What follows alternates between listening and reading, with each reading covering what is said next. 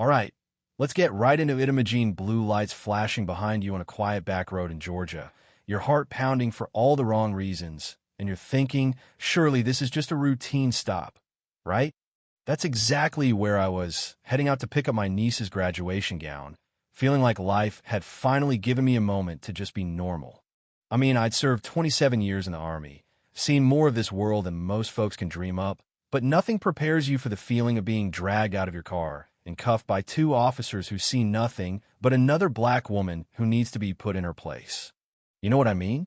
They had no clue who I was. Lieutenant General Adrian Blake earned every damn star on my shoulder in places where just breathing was a daily gamble. But out here, all they saw was skin and stereotype. When I hit the emergency alert on my smartwatch, it wasn't just calling for backup. It was about to blow the lid off a conspiracy bigger than any of us knew, a story that ran from crooked small-town politics all the way to Congress. And you better believe those cops, Ray Mitchum and Logan Sharp, were about to make the costliest mistake of their careers. But let me back up a sec. The day had started with the Georgia sun hanging low and gold over my hometown of Ashwood.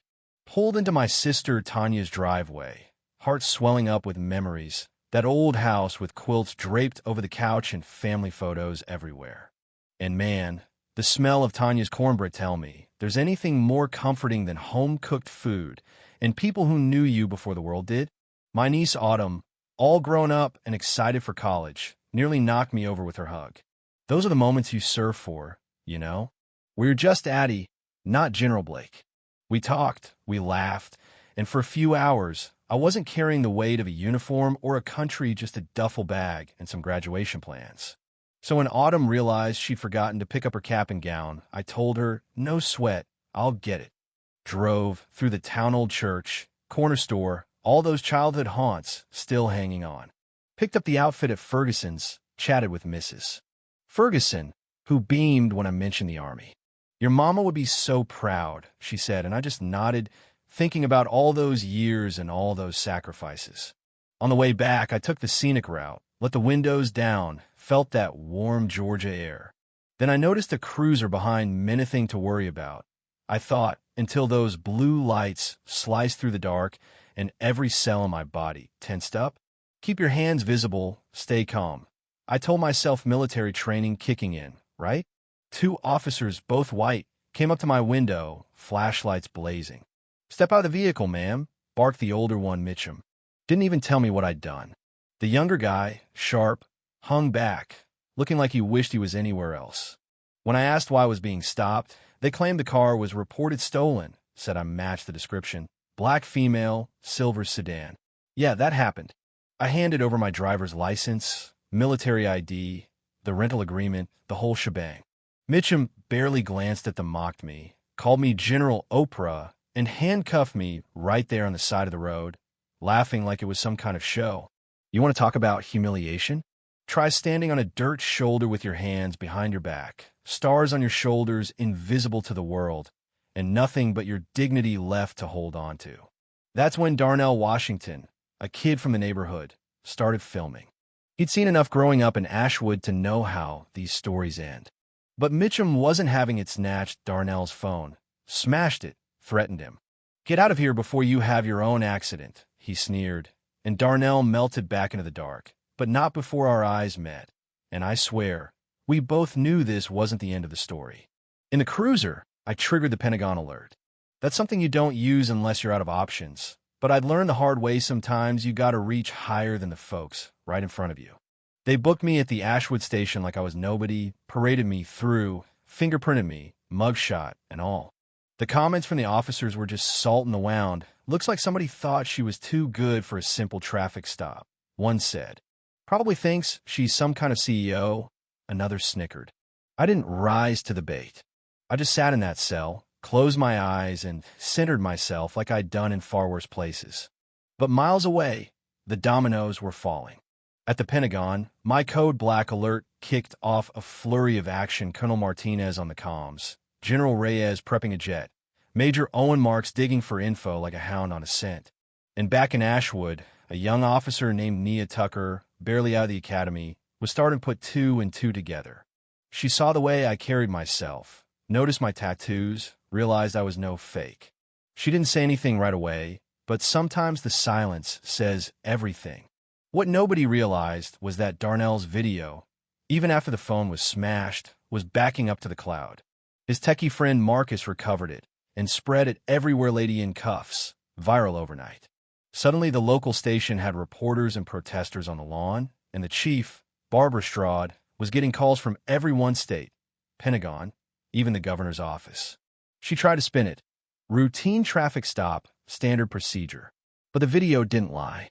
After a few hours, maybe because of the calls, maybe because someone realized who I was, they let me out. No apology, no charges, just you're free to go.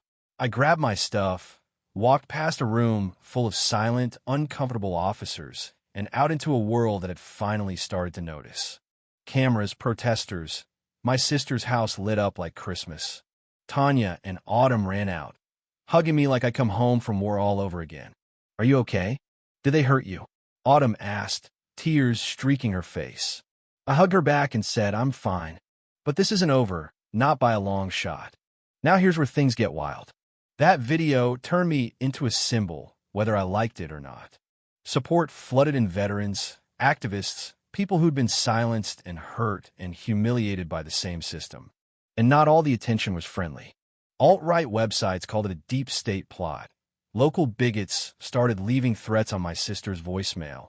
And even Congress got in on the act, some demanding I be punished for politicizing the military. Officer Tucker Nyasht had enough.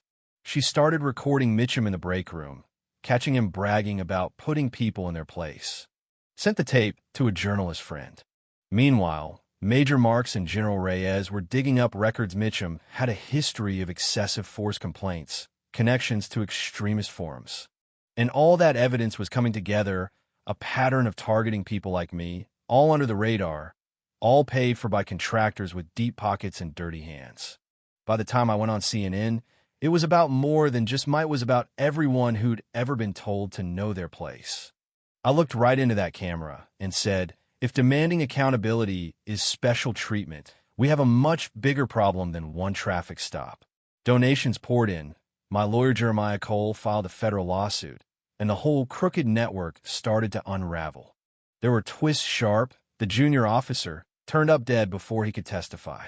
Whistleblowers got threatened. My family and friends faced danger, but no one backed down. Not Nia, not Darnell, not Autumn, who started organizing protests and became a voice for her generation. And then the final twist. Falcon, a whistleblower buried deep in the intelligence community, leaked recordings tying a U.S. senator, my own former mentor General Kane, and Chief Straude to a nationwide scheme. A shadow network using local police, military contractors, and politicians to silence undesirables. And yeah, my arrest had been planned for weeks. They wanted to discredit me, maybe worse. That leaked video of them talking about neutralizing me, it blew up everything. Congressional hearings, trials, guilty verdicts, justice. Finally, for everyone who'd been crushed by that system. Police reform bills passed, new oversight was created, departments disbanded, and a memorial rose in Ashwood for every life wrongfully destroyed. I retired with honor, not just because I'd worn a uniform, but because I'd stood up when it mattered. And, standing on that stage years later, looking out at a room full of young people hungry for change, I realized the fight never really ends. You just pass the torch march for what's right, even when your voice shakes. So I'll leave you with this. What would you do if the very system you served turned against you? Would you stay silent, or would you find the courage to fight back, knowing you could lose everything? Tell me, do you think justice won this time? Or is the real battle still ahead? Share your thoughts below.